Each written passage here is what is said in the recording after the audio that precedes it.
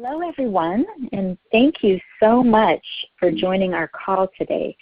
This is a very special presentation on beating burnout, and we have some wonderful facilitators with us. I wanted to first get started by introducing myself. My name is Lisa Levinson. I'm the Director of the Sustainable Activism Campaign for In Defense of Animals, and IDA is putting together all of these teleseminars to assist activists and of all kinds to practice self-care and to really move forward in our efforts, because we're taking good care of ourselves. So thank you so much for joining us. And see here, I'm going to put everyone on mute again.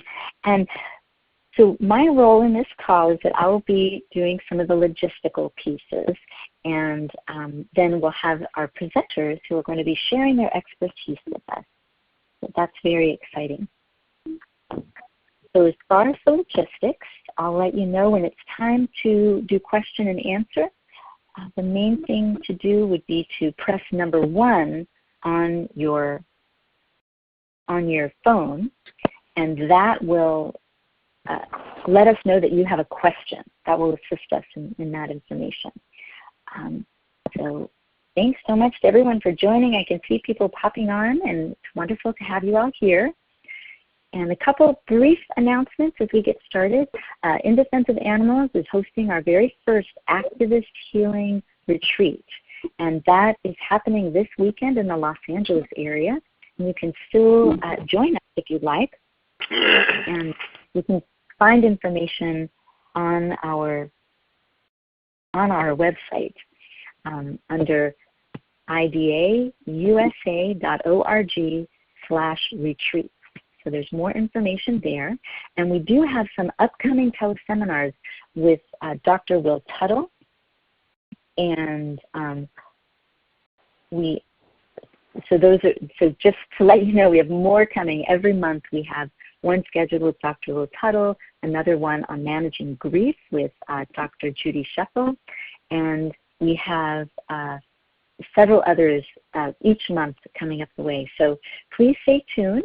There will be a replay posted after this event. It will be on the IDA Facebook page, and also I'll send an email to each of you so that you have an individual link to the replay. So again, thanks to everyone for joining us. This is very special, and we're really excited to have you here. So without any further ado, I'm going to turn the show over to Dallas Rising and Paul Gorski, who are our facilitators, and they will be introducing themselves, but I will just mention that they are both activists that are tops in their field and have been doing this work for many years, so we're in good hands. So thanks so much, and we'll be seeing a PowerPoint. If you're on your computer and watching us, you'll be able to see a PowerPoint with Dr. Paul Gorski. So Paul, if you're ready, I'll just take it away. Okay, thanks. Well, actually, I think Dallas is going to get us started. So. Oh, fabulous. Yeah. Okay. Thanks, Dallas. Yep. Okay, great. Thank you so much. First of all, I'm hoping for those of you who are online, can you confirm in the chat box that you can see our presentation on your screen? I just want to make sure that we have that sorted out. Okay, thank you, Natalia. Great, thanks, Katie. Okay, and Anna, perfect. Great, that's what we wanted to know. Thank you so much for joining us tonight. I'm Dallas Rising. I don't know if you can see us both, Paul and I. On my screen, I can see us over to the side in a webcam box, so great. Perfect.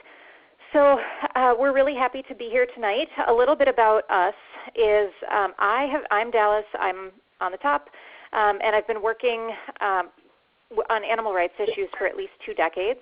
I went vegan when I was 15, and that's 19 years ago. I've been doing activism of various kinds for a really long time, and have gone through multiple challenges along the way. Had my fair share of experience with overwhelm and despair and feeling overburdened and all kinds of things like that, and have figured out, I mean, I'm still in the game, so I feel like I have some things to share and be able to contribute. And then, Paul, do you want to talk a little bit about you? Hello. My name is Paul Gorski. I've been doing social justice activism of a lot of different types, racial justice, economic justice, queer justice, environmental justice, as well as animal rights and a whole range of other things for about 20 years, 25 years. I just turned 43. I started when I was about 18, so I guess that's 25 years. And I also do some, I'm working on some interview research of activists about their experiences with burnout. So that's sort of what I bring to the conversation. Awesome. Okay, Paul, since you're in charge, can you flip the screen for me, please? Thank you. We want to give some shout-outs to In Defense of Animals, of course. They are the organization that started and runs the Council of Sustainable Activism, of which Paul and I are both volunteers and members. And I don't know if there's anything else for us to is there anything else that Nadia wanted to say about the Council of Sustainable Activism at this point?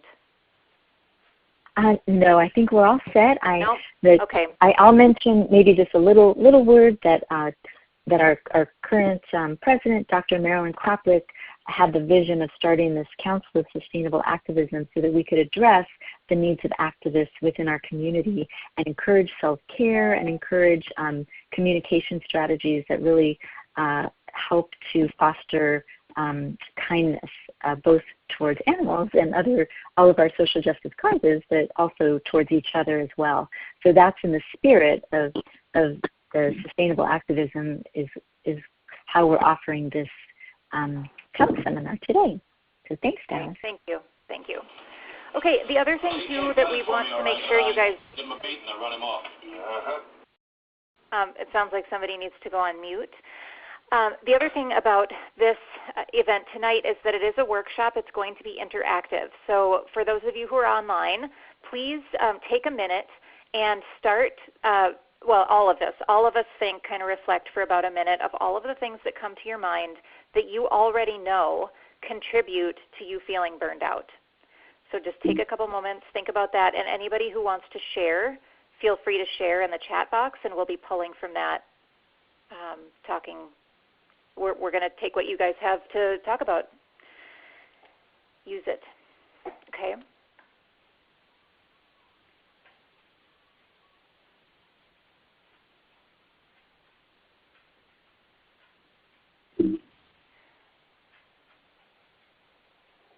Okay, so we've got sorrow and anger, the relentlessness of everything, the overwhelming cruelty, ignorance, things being really challenging, living in a non-vegan world, overlapping and duplicative websites, so hopelessness, apathy of some people,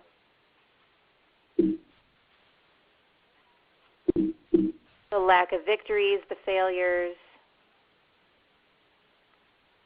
trying to always be always being the person who's leading, having to be the teacher all the time, infighting, yep, no support, isolation, not respecting boundaries, other people not respecting boundaries, scarcity, so scarcity like lack of donations, lack of adopters, lack of volunteers, lack of support. Okay, does that kind of resonate with folks? I think that's very, very good. That covers a lot of stuff when we forget to celebrate our success. Yeah, that's a lot of stuff, and I think that those things are all really common. So we're going to address some of that tonight and ask you to keep those things in mind, whatever the things are for you. Keep them as trying to put on a happy face. That's important too. I can resonate with that one. So keep those in mind as we move forward. And Paul, do you want to flip through? Yeah, absolutely. So I've spent the last couple of years interviewing people doing all kinds of different activist work, social justice activists, activist work, including animal rights, environmental justice, racial justice, economic justice, environmental justice, all of these different sorts of things, about their experiences with burnout and and what causes the burnout and what the symptoms of the burnout are. And we just wanted to share with you a few of the things that came out of those interviews. Oh gosh, this photo makes me hopeless. But a lot of these are things that you all mentioned that are popping up in the text box. Now, one of the things of the causes of burnout is just what some people call emotional labor. In other words, just sort of walking through the world as activists who are tuned into Paul? Yeah.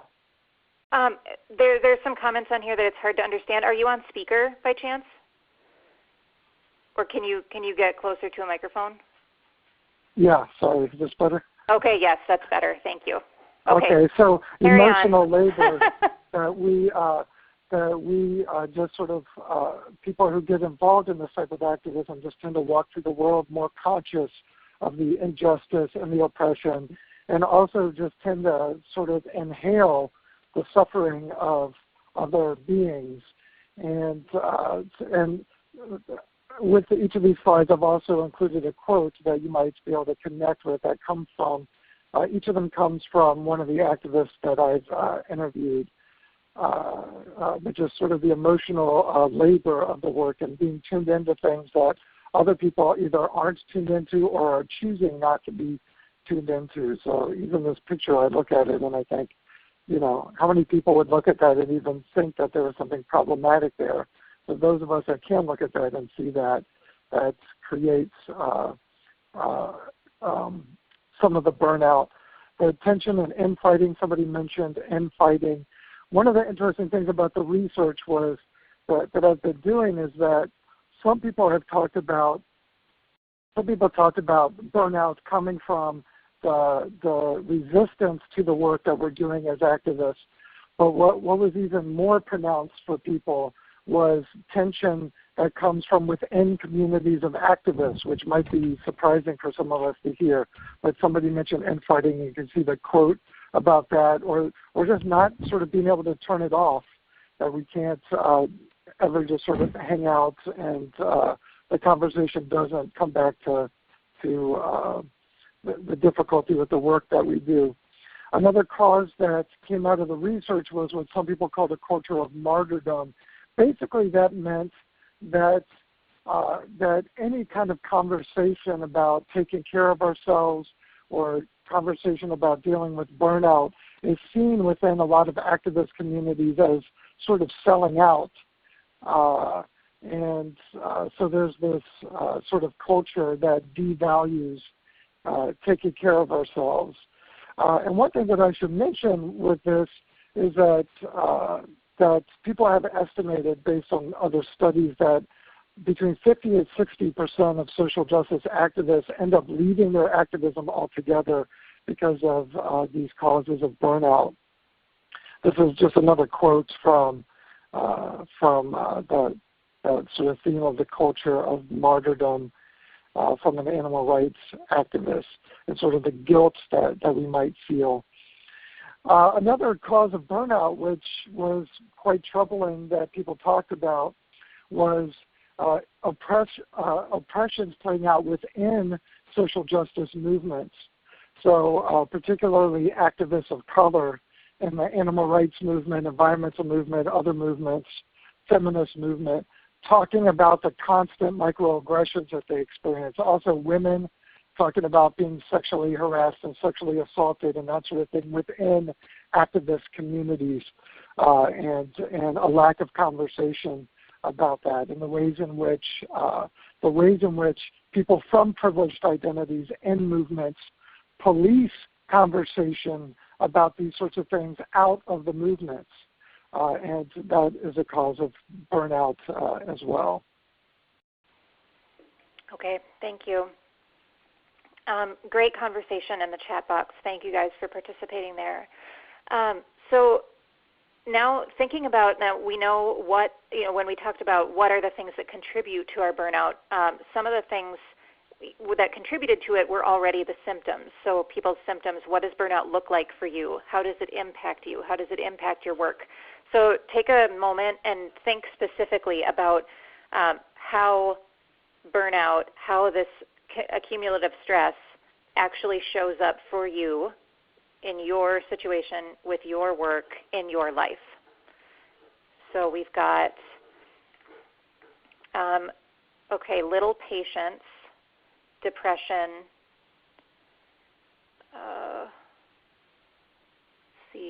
running behind, always like you can't catch up, anger, lethargy, guilt, sadness,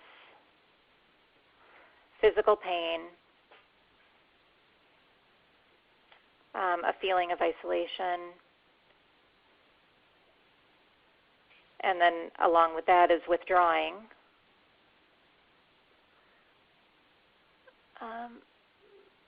less compassion than I'd normally feel, weight gain, hypersensitivity, crying, self-aggression, feeling like you want to run away. Yeah, I think rage. Yeah, these are all things that I think a lot of us have had the experience of feeling those things. And in that place where we, feeling isolation and feeling like we want to withdraw and really struggling with that, it's easy to forget that this is something that a lot of us deal with. Okay, great. Thank you for participating there too. Yeah, okay. And then one of the things that this makes me think of is, there are some of these sort of causes and symptoms that are going to be there because of that emotional labor piece about being deeply invested in justice, not deeply invested in injustice, and justice. But there are other things. There are ways that we treat each other as activists that are also helping to cause these symptoms, and that's why I think it's so important for us to develop a sort of a critical self-analysis. Well, when I interviewed activists all over the U.S. about this, some of the things that came up was just a deterioration of health, and some of you were talked about that sort of thing. Pushing ourselves to the point of being very ill or in sheer exhaustion. I had people who I interviewed who really attributed things like cancer to their burnout, and it's all because of the sorts of things you all are talking about: depression, anxiety, and those sorts of things. And then a lot of this leading to a sort of hopelessness and cynicism. It's easier to feel more motivated to get through all those little losses if we are otherwise in good shape mentally and emotionally and that sort of thing. When we're not in good shape, then those little losses feel like much bigger losses, and then can lead to hopelessness and cynicism. And one person just said, I was just losing my soul, just that level of hopelessness and cynicism. And again, I think it's important to remind ourselves that this isn't just from the pressures coming from outside of our movements. This is also, just like what Nadia said, in terms of being kind to each other as activists, things that are coming from within the movement, both in terms of how we treat each other, but also sort of frustrations with the ways that various organizations are doing things and that sort of issue. And then the worst symptom of burnout, the sort of culminating symptom, is about withdrawing from activism. And again, 50 to 60% of people who do social justice activists end up walking away from their activism, at least temporarily, because of burnout. And that's the worst possible scenario for our movements, causing what Hillary Reddig wrote about this in one of her books, and talked about how we lose mentors from these movements, and we have to reinvent the wheel a lot because of losing people. That's another quote just about withdrawing from activism, just someone who just didn't have the will to do the work anymore because of the toll that the activism had taken on them. Yeah, thank you. So, I mean, and this is, I think, important for us to hear that because Paul has talked to many, many people. How many people have you interviewed for this, Paul? I think now I'm at about 50 people who do different kinds of activism all over the country. Okay. So, I mean, so there are themes. And also, yeah, absolutely. Yeah, so I mean, there are themes, and these are the same kinds of things that we just heard from the group participating tonight. So I think that that's really important just to acknowledge that this is something that is, I guess, normal. It's sort of, it's something that many, many of us experience, so maybe that'll take some of the shame around or feelings of guilt for feeling that way out of it. I know that I've had that feeling before. So taking a minute to think about what, in your experience, the consequences of activist burnout in the movements in which you participate. So thinking kind of on a bigger level, a little bit less personal, but what kind of impact does this have on the mission and on, you know, the goals and the movement and in the world? All of these things. So, okay. Dallas, it's Lisa checking in. I just want to let you know there are a couple people who have their hands up right now. So I don't know if you want. All right. Well, let me see. There's a conversation going on, which is great. I like to see the community support happening, and I'm also trying to pick out a little bit here. So why don't we go ahead and answer somebody's hand up? That's fine. If we can try to keep it to what is it that the consequences are, that would be great for the purposes of us staying on track, but go for it. Okay, so Matt, I see that your hand is up, so I'm going to unmute your microphone, and you can let us know if that was a mistake or you meant to do that. So I'll go ahead and unmute you. So Matt, is there anything you want to share?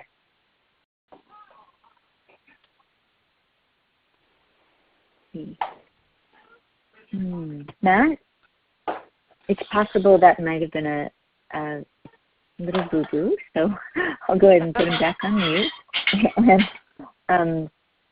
And then we put all the participants on mute.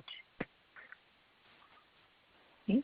And there was one other hand, so I can go ahead and unmute. So Chris, if you would like to ask your question, hold on just a moment. I'll unmute you for that. Hi, Chris. Hello? Hi, did you have a question or a comment that you wanted to make? I said one of the things about activism was that about the, consequences of, the burnout, the infighting and everything. Part of the thing is that could be holding the movement back because people won't want to get involved in that. Mm-hmm. So, yeah, I just saw angry, judging volunteers can actually turn people off from the movement, or if they see that people are exhausted and they end up leaving, they think, well, why would I want to get involved in that if it's so miserable? Is that what you mean? Yeah. Okay. Well, actually, perfect.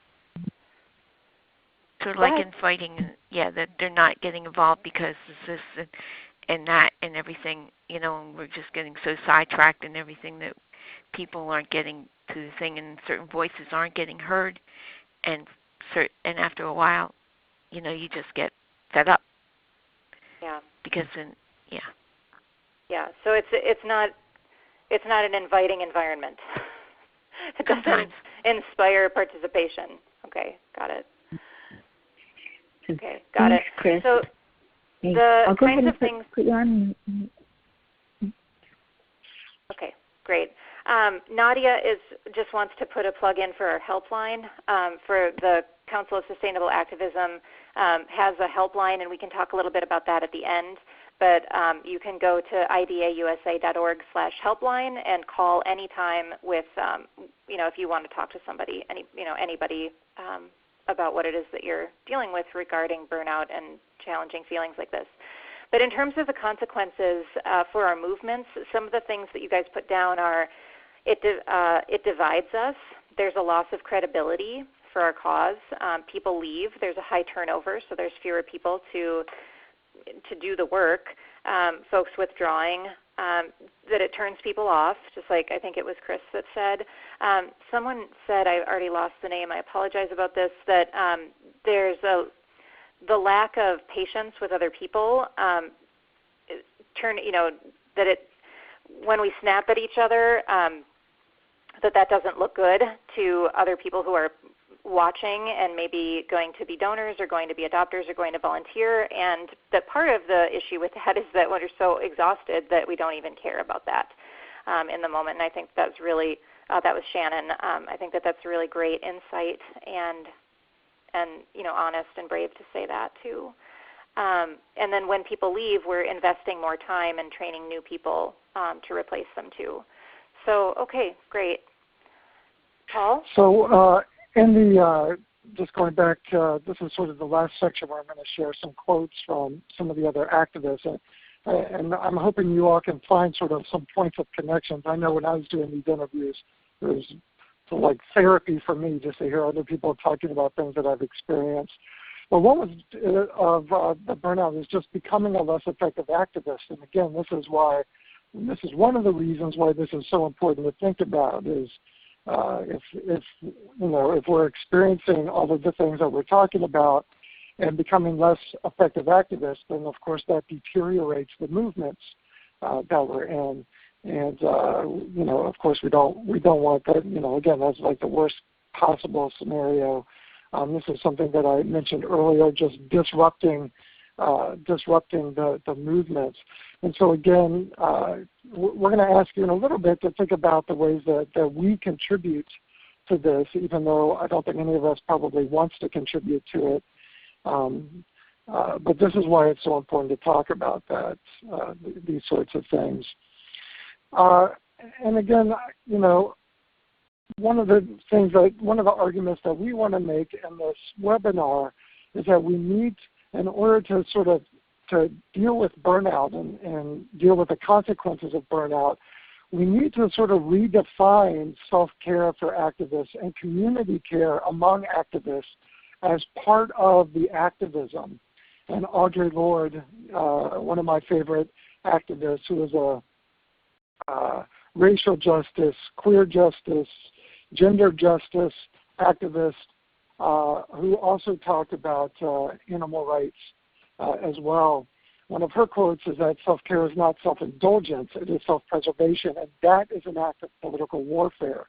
So this sort of culture of martyrdom, where this culture of expectation that we have for each other to work ourselves to the point of becoming ineffective as activists, actually sort of works against us in the long run. And that's why we need to see self-care, taking care of ourselves and taking care of each other as activists, as actually part of the movements that we're in, rather than seeing them as they historically have been seen by a lot of activists as distractions or as selling out and that sort of thing. And so Dallas is going to sort of talk to us a little bit more about that and about some strategies for self-care.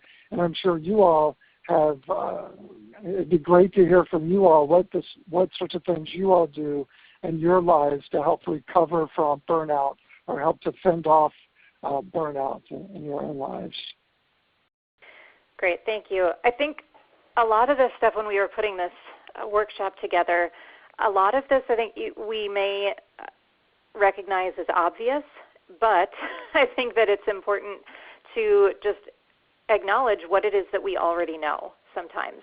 Sometimes we already know what we should be doing, but we're not. And this is maybe some reminders about that, but maybe there'll be some insights as well.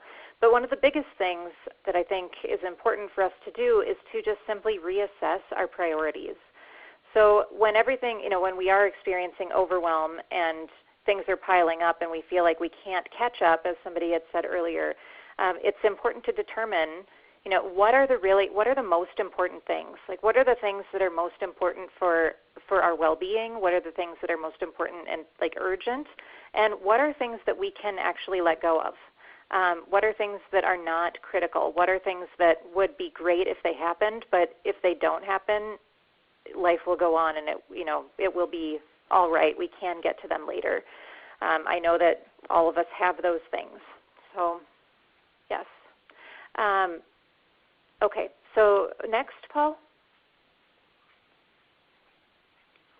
Thank you. So daily relaxation. So even if it's just for a few minutes, just give it a try. Like, practice it. It's kind of like yoga in that way, I think, with relaxation, like, and meditation too. That even if it doesn't feel like it's doing anything, I think that it's still important for us to give it a try and to give it time, and to set some time aside for it to work. So don't worry if it doesn't work at first. Like, I mean, we're not. Most of us are not advanced yogis or hardcore meditators that can just drop into a place of Zen, at any time. So if it doesn't work, don't give up on it. Continue to set a little bit of time aside. And the other thing to do is consider doing it in the morning rather than doing it later in the day, because it'll get put off if you make it later in the day. Oftentimes we are very good at filling up our time. And if we do it in the morning, it can also potentially help set a tone for the rest of the day and help us approach things a little bit more slowly, with a little bit more mindfulness. So, okay, next. One other thing I want to say about that that just came to mind is one of the big differences between when I've talked with activists from the U.S. and activists from outside the U.S. is that part of this work ourselves to death ethic of activists within the U.S. really is, people think that it's about creating change, but really it's also sort of wrapped up in this larger ethic of this sort of Protestant work ethic, which in the end is really not revolutionary at all. It fits right into what people in the U.S. are sort of trained to do, in terms of being productive. And so one of the things I would encourage us to think about is how revolutionary it can be to sort of reject that and, find these moments for relaxation, because that will make us better activists. That will, in the end, make us better activists. And when we become better activists, then change happens more readily. Mm-hmm. The other thing, too, is there's a comment in here about feeling guilty to set time aside and take time to be in nature, or take time to relax, or snuggle with one of your companion animals or something. It's important. Going back to that Audre Lorde quote, that this is not something, Paul and I are making the argument that this is not something that should be tacked on at the end if we have time, that this is something that we should be making, that ideally, if we're going to be in this for the long haul, think of it as an investment in your activism, and keeping yourself kind of in a place where you can continue to function, I guess, if that helps at all. Okay. Absolutely, and I would even say that it's a radical choice to make, to take care of myself, to take care of ourselves and each other as activists is the radical choice, because for the people who are invested in no change happening, the best case scenario for them is that we all work ourselves to death and there's nobody left to invest in these movements. So, making a radical choice that we're going to reject that, and that rather than feeling guilty about it, we're going to see it as part of our activism, because we know it will make us better activists and more efficient activists in the end. I think to me, that's the radical choice. Yeah, the way that I think about it is like, I'm in a marathon. I'm not in a race. I'm not in a sprint. This is something that, when I've been doing this work for 20 years about, and, it's important to think about, like, how are we going to do this sustainably? How are we going to be able to be around to continue to do this work, and maybe try to challenge that voice in your head that's saying that you don't deserve this or that that's not okay. Mm-hmm. Listen to us. We're giving you permission, so you have permission. Okay. Dallas, can I take a little moment in here, because there's another caller who has their hand up. I'm just going to unmute her phone. Her name is Mary. Hey. If this is a good time. Hi, Mary. Would you like to share your question or your comment?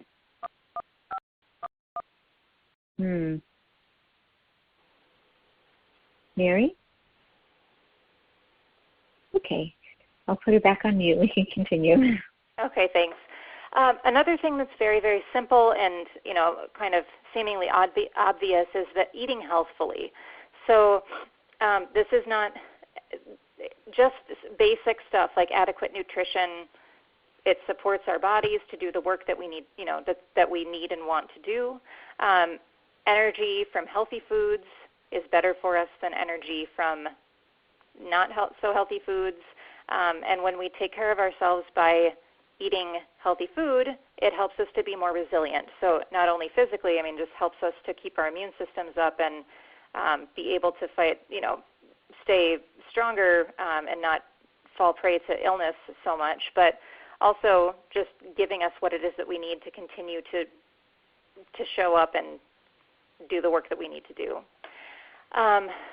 So yes, and then again, hydrating. This is one that I'm not very good at, so I try really hard. Our bodies are mostly water, and we really don't function well without a lot of water. So proper hydration does support every single thing that we do, and it's a simple thing, but it's worth paying attention to. And if there's just one thing that you take on doing, maybe drinking more water would be a place to start.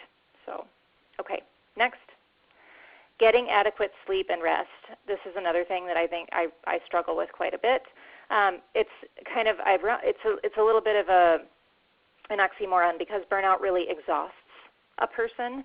So being able, feeling exhausted but not being able to actually rest and recuperate is kind of a cycle that we can get stuck into. And so, yeah, trying to do whatever we can in various ways to regulate our sleep and make sure that we're getting decent amounts of it. It helps, again, to boost our immune system. And when we have chronic sleep deprivation, everything feels harder. I know that I have struggled with nightmares and struggled with anxiety dreams and, waking up after trying to, save animals or get in between people who are going to harm animals and victims all night, and I wake up just exhausted, and that can be hard. There are various things that we can there are different things that I've figured out. If anybody wants to talk to me about them afterward, you're very welcome to. But yeah, figuring out sleep is important. So, okay. I'll talk about nightmares with anybody who wants to afterward, but we're running out of time, and we want to make sure to get everything in. So this is a really, really important one, setting healthy boundaries. It is so, so important.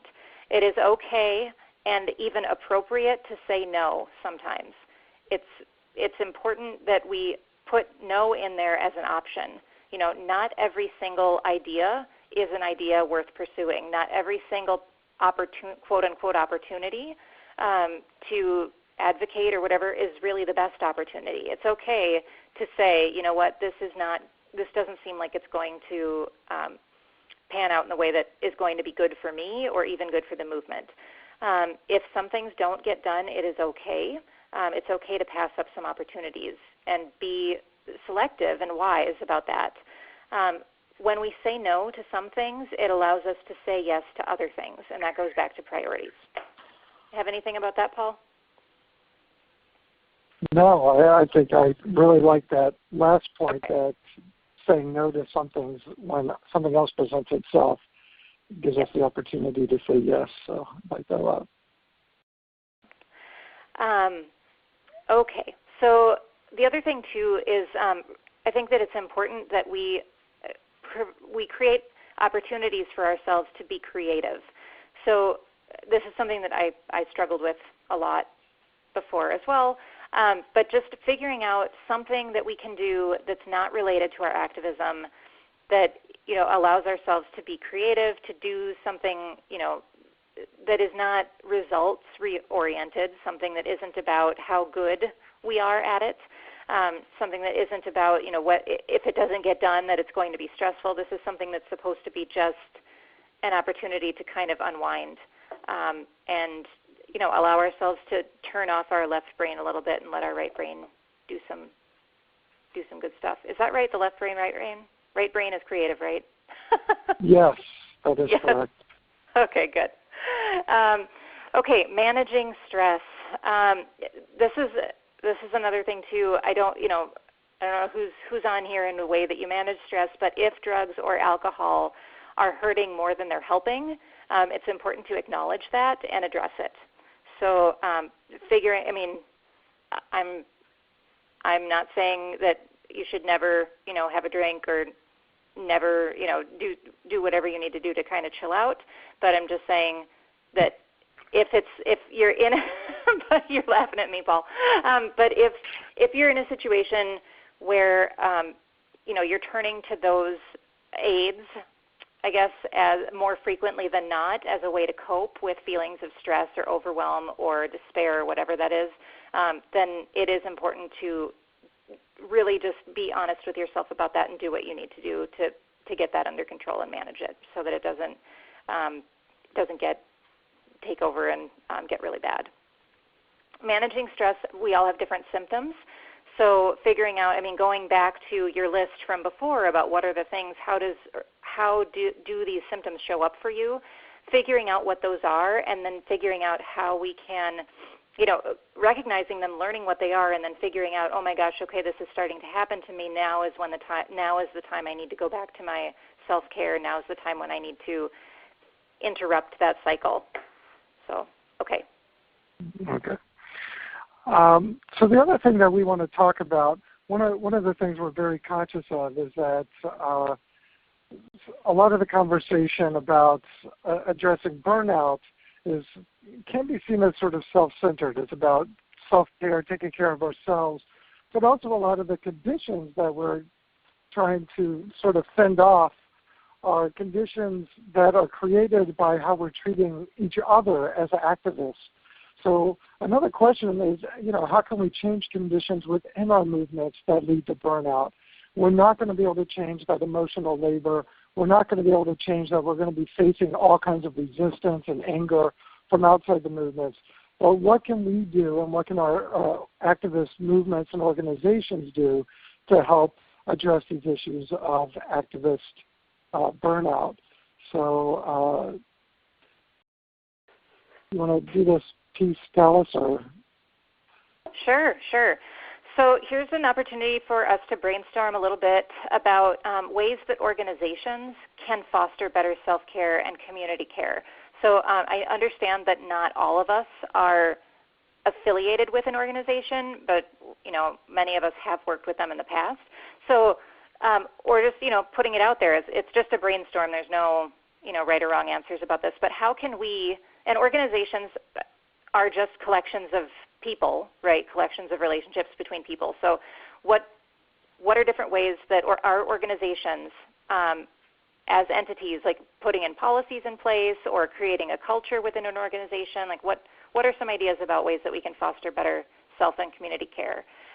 Making events fun, not too serious. Providing self-care workshops, that's good. Focusing on community building and providing a space for conversations around burnout and how to do that within your groups. Highlight successes, that's good. Maybe taking a little bit of time to think about what, to share what did work, like what were some good moments from an event when you're doing a recap or something, even just at the end of a protest or something, what happened that was good. Telling others, peer support, allowing members to speak about their feelings, not shutting that down, maybe even asking how people are feeling, encouraging a work-life balance, and yeah, all of that stuff. I know, so here's an example of something that I did recently. Was I have an intern, and she's incredible, and she wants to do everything in the world, and she's great, and she's really, really valuable to me, super helpful, and she's been running a lot of protests lately. She was not going to be able to make a protest, so we found a replacement for her to take it on, and then all of a sudden she could, and she said that she'd just take it over. And I just said, it would really be great if you would allow somebody else to take care of this for you, even if you're available. Like, just take the day off because you've been doing this for a really long time. And I interjected and said, it would be really great if you, would allow us to take care of it so that you can take some time off for yourself without somebody having to request that. I think that can be really, that's one example. Community circles is good. Excellent. Yep. Great. So, yeah, well, I was just going to say a few of the ideas that we had that we could use to care for each other. Is it okay to go into this, or did you have something else about the last slide? No, we can keep going. Oh, are you sure? Are there other things that people have posted? I can't see what people are posting because I know the chat log it keeps bringing us to the bottom. I can't seem to scroll back up quickly enough. So basically, yeah. So this is basically the same thing, right, as the last slide. I guess we overlooked that. But I think that it's important for all of us who recognize that self-care and community care are important, and that they do make a difference, and that they are going to be. They're going to be, I don't know, help me out, Paul, really important things that make a difference. What am I trying to say? Yeah, absolutely. So again, remembering that the cultivating an ethic of self-care and community care should be part of our movements. And they're already consistent with sort of an ethic of social justice and that sort of thing. So this is what helps us to sustain our movements.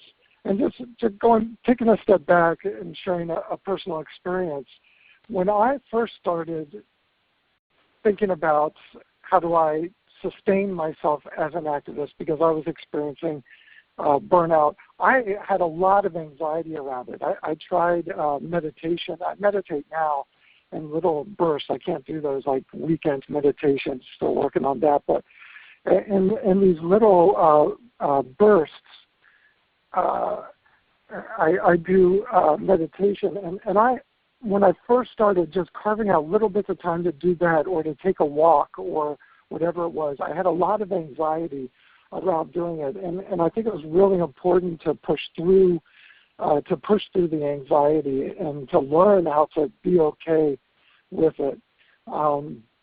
We have some other sort of ideas about other things that we could do as activists to help sustain our movements. One is to encourage conversations about burnout and self-care. One of the things I asked in the interviews that I did was whether the activists had ever had any mentoring related to how to deal with burnout. And most of them, several people, nobody said they had had any mentoring, but several people said they basically had anti-mentoring, that all of their models were models that were about feeling guilty about taking care of themselves.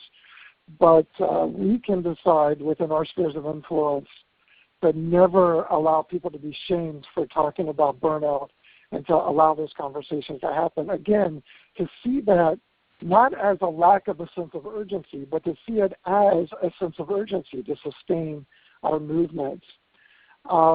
Another thing that I think is really important, because a lot of the burnout that happens is because people are experiencing racism and sexism and homophobia, heterosexism, class bias, and all those sorts of things within every single movement that we're part of. These exist in animal rights, environmental justice.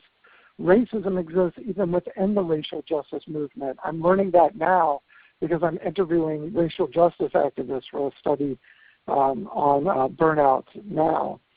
So, and for people like me, I'm relatively privileged within the movements that I'm part of. I'm white, I'm a male, I'm heterosexual. People assume that I'm Christian even though I'm not Christian, so I guess I get some privilege there too. But I need to see that as elevating my responsibility. So dealing with racism within the movement that I'm part of, I should not leave that to people of color. That's my responsibility to call out, especially other white people who are participating in racism, or men who are participating in sexism or sexual, or using their positions within the movement to take advantage of women in the movement and that sort of thing. Again, we have to remember part of this is just about being equitable and just. Part of it's about being strategic, because right now what's happening in a lot of social justice movements is that we are locking people out of those movements because we're not dealing with the ways that they're being oppressed in the movements. And then those who still enter the movements from marginalized communities often are feeling oppressed within our movements and experiencing burnout for that. And what we do individually is to sort of check our own egos and enter our activist communities with humility. And the interviews that I did, a lot of the infighting seemed to really be about ego and about who's the better activist and who's the more serious activist and that sort of thing. And of course there are times when there are activist organizations that are doing things that are problematic, like things that are connected to this previous slide, and we need to be able to name those, and we need to be able to address those in a really serious way. But there are other times when, entering with humility does good for the entire movement. And so we would like, again, to challenge all of us to think about the ways that we're behaving. Sometimes, a lot of times it's not even purposeful. Well, what are the things that you're doing? What are the things that I'm doing? What are the things that you're doing that might be contributing to the burnout of other people within our movements? Because again, that's the piece that we have the most immediate control over. So how can we address those things in ourselves and develop a better sense of community within the movement, so that we can address these things together and create more sustained movements. And I love beavers, so that's what we get at the end. Surprise! That is so adorable. I want to make one more point here. Is one of the studies I did was people who started using mindfulness practices like meditation and yoga and silent reflection and journaling in order to deal with their burnout. And I went into that interview study with a lot of skepticism, because one of the things that I see is a lot of those paths towards self-care are things that people in privileged communities do in order to avoid talking about the sorts of things that we're basing our activism around. And so I think it's really important to sort of acknowledge that. A lot of people talk about Buddhism, for instance, and I know that a lot of people who I know, particularly white people and economically privileged white people, who sort of do Buddhism as a way to avoid talking about this stuff. But there are other ways to do Buddhism and engage Buddhism or mindfulness practices like yoga and meditation that put these sorts of issues in the center. But I do want to recognize that some of the ways people are turned off to some of the forms of self-care are because they seem like kind of, they seem like sorts of things that people use to avoid talking about these issues. And we don't want that to happen, of course. So we got to find communities who are practicing self-care in ways that aren't avoiding the kinds of issues that we're talking about this evening. And Dallas, your webcam disappeared. I hope you're still on the call. I tried. I don't know why that keeps happening when I try to chat. I don't know. So we have like 6 minutes left. Well, there was one more thing that I wanted to put in there, which we didn't really address, which has to do with it has exposure. It's about exposure to violent imagery, and I think that really contributes to a lot of trauma and re-traumatization of ourselves. And I think that, I really, with the volunteers that I work with, I really discourage people who are particularly sensitive to those images. Just a lot of people feel like they have to see it, like they have to bear witness in some way, or that they feel like they should be watching those things. And I really think that can be, damaging and counterproductive. And so if watching violence to animals or whatever, these undercover investigations or whatever, is more upsetting to you, like you feel like it really, really, really does a lot of damage to you, just consider not exposing yourself to that and see how you feel. That's one of the things that I learned to do, is that in Facebook there's an option to not have videos play automatically, and so you have to click on it to see videos, and that's something that I did. It helped me a lot. So I can't see anything anymore, Paul, so you're going to have to tell me. Okay. Lisa, are you still on with us? Lisa? Nadia? Anyone who can see the... Can you not see them either? Yes, I can. Okay. Well, tell us what's up. Hi, everyone. Just sorry to interrupt, but I want to let you know I am here, and I was on mute, so I just had to unmute myself.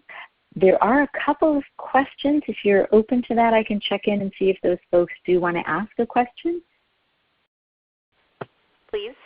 Or make a comment. Or make a comment. So I'm going to unmute Vanessa, your phone, so that you can make a comment if you're there and still have your question. So Vanessa, are you with us?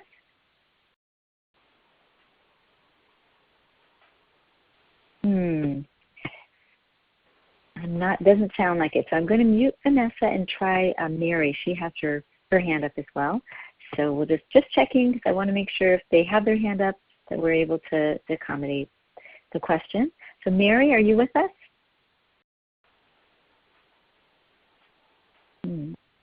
Doesn't sound like it. So some of these are ghost hand raising, but we do appreciate everybody being. Are there any questions in the chat log? Let's see, that might be something for Paul. I don't know if you can see the chat log there. If you do have a question, if anybody does have a question and you would like us to address it, if you could press number 1 on your phone, that's going to be the best way for us to answer your question. So if you have a question or a comment that you'd like to make before we close our conference call here, our teleseminar. Looks like we've got Billy, and so I'm going to unmute you and so you can ask your question there. Okay, there you go. Billy, are you? Yes, can you hear me? Yes, we can. Yes, we can hear you. There's a question that I'd like answered. It's on there, but will the notes or any of this be available? Mm-hmm. Sure, I can answer that question, I think. The replay, we will send out a link to the replay afterwards. So if you're interested in hearing this again so you can absorb all of this amazing information, we will have that. As far as notes, such as the... Is that what you were asking about? No, but if it's a replay, that's enough. Yeah, no, we don't. I don't need someone to try and scribe all the notes. Okay. Well, also because the replay that we have is a video replay, you'll be able to see the video. Whatever you saw during the call today, you will be able to access with the replay. Great. Awesome. Thank you. Okay, thanks, Billy. I'm going to mute you, and we've got another couple questions, so we'll do those real quick. So this is Ashley. I'm going to make you public. Are you there, Ashley? I am. Can you hear me? Yes, we can. Perfect. I'm very interested in the work that you've been doing, Paul, and I wonder with what you've been finding, if you've been able to develop any sorts of trainings that are available to organizations that do activist work that might help decrease burnout in general down the road? Yeah, that's in essence why I'm doing the interviews. I'm doing these interviews. I also did a survey of over 500 activists, and the purpose is to try to understand this as complexly as possible in order to be able to develop workshops or tools. Because I do a lot of workshops with organizations around issues like racism and poverty and animal rights and that sort of thing. And I also want to develop workshops around this and hopefully develop a team of people that will be able to work with activist organizations around this, and also to offer free workshops for activists and just spaces to be able to talk about this sort of thing. So that's the goal, just getting started with it. Great, thank you. Thanks, Ashley. So our next caller with a question is Katie. So let's see, Katie, are you with us? I'm here. My question was actually the one about the handouts and maybe an outline or something, or maybe the slides afterwards. But it looks like somebody named Nadia said there will be notes posted on the Facebook page. Is that correct? I don't know who Nadia is. Nadia says yes. She says yes. Nadia is an intern with In Defense of Animals, and she's focused on this project, this Council for Sustainable Activism, I believe. So if she says yes, it must be true. Yeah, and just a little update. Nadia is actually working with us currently, and she has spearheaded our animal activist helpline and is working on another helpline for slaughterhouse workers. So she's very much working as part of the IDA team. Brilliant. And if anybody wants a copy, if anybody wants a copy of the PowerPoint, I just put my email address up here. You just email me. I'm happy just to send you a copy of the PowerPoint. And Dallas, I'm trying to figure out, I don't know, I don't have your email address memorized, so I'm not sure how to get your email address up here. Do you want to tell it to me really quickly and I can add it? Oh, I'll just put it in there. I'm back. And you can you can access anyone who registered for this, and you saw either the Facebook event page or you saw the post on the IDA, the website. In order to do that, you have the bios of both Dallas and Paul, and their contact information is there. You can also go to the IDA website, and under the Council of Sustainable Activism, which would be part of our Sustainable Activism campaign, you can find their contact information under the Partners tab. So, and I can also send an email to everyone who is part of this call with any links and notes and contact information, so that you'll have that going forward. Great. Well, thank you guys very much, everybody, for participating tonight. And yeah, kind of working through the kinks with us as we get used to this new platform. So thank you very much. Again, I really encourage people to give us feedback on the Facebook page. I put the link in there. It's just Beating Burnout. You can type it into a Facebook search thing and it should come up fine. But Paul and I would love feedback about what was most helpful for you, or if there's something that you feel could be expanded on, or if you'd like a topic for another teleseminar or webinar in the future, feel free to make suggestions there too. Okay, and one last thing, there are a couple of questions that we didn't get to answer, so I'll make sure to put your contact information in there so those folks who didn't get their questions answered can get a response from our presenters following the email that we'll send out to everyone. So thank you so much, Dallas and Paul, for sharing your expertise with us today. This was very enlightening and I think had a real community feel because of all the notes and back and forth, and it was great to have this conversation with everyone today. And that's a big part of the goal for our Sustainable Activism campaign with In Defense of Animals. We're really trying to reach out to activists and trying to offer support, both emotional and spiritual, through these teleseminars, retreats, and also through our Animal Activist Helpline. And that's something we really encourage people to call if you're struggling or want a one-on-one opportunity to share what's going on, whether it be related to grief or depression, or even just brainstorming new ideas to kickstart a project. So please give us a call. We're available and here for you. And the information is under idausa.org/helpline. Again, thank you all so very, very much for joining us in the call this evening.